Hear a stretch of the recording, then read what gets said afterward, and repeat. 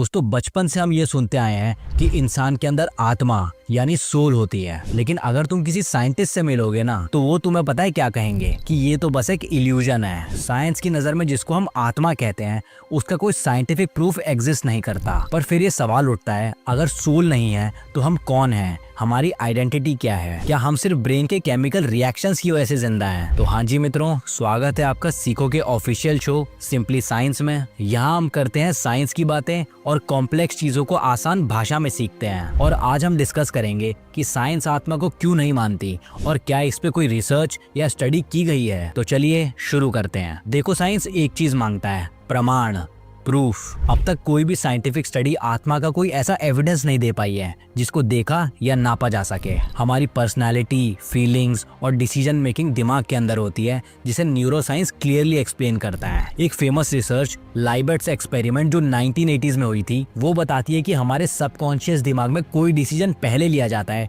और फिर हमें लगता है कि हमने वो डिसीजन खुद से लिया। मतलब हमारा दिमाग फैसले लेने में ऑलरेडी एक्टिव है, लेकिन हमें लगता है कि हमने ये सोच समझ के किया। ये चीज दिखाती है कि हमारी सोचने की क्षमता एक फिजिकल प्रोसेस है, ना कि कोई मेटाफिजिकल चीज जो बॉडी के अलावा एग्जिस्ट करती है। अब एक और बड़ा सवाल जो साइंस पूछती है वो ये है कि अगर सोल होती तो क्या वो ब्रेन डैमेज के बाद भी वैसे ही काम करती? स्टडीज दिखाती हैं कि जब ब्रेन इंजरी होती है तो इंसान की याददाश्त, इमोशंस और आइडेंटिटी बिल्कुल बदल जाती है। मान्यता के अनुसार अगर सोल होती तो उसका असर ब्रेन डैमेज के बाद भी सेम रहना चाहिए था ना। इसका एक फेमस केस था फिनियस गेज का। एक लोहे की रॉड उसके ब्रेन के फ्रंटल लोब में घुस गई थी और उसके बाद उसका पूरा बिहेवियर बदल गया था। साइंस के अकॉर्डिंग ये प्रूफ है कि हमारी पर्सनैलिटी और इमोशंस एक फिजिकल ब्रेन के ऊपर डिपेंडेंट है, ना कि किसी सेपरेट आत्मा पे। क्वांटम फिजिक्स ने भी इस सवाल का आंसर ढूंढने की कोशिश करी। बहुत लोग क्वांटम मैकेनिक्स का यूज सोल को एक्सप्लेन करने में करते हैं, लेकिन जितनी भी स्टडीज हुई हैं उन्होंने यही दिखाया है कि कॉन्शियसनेस सिर्फ मैटर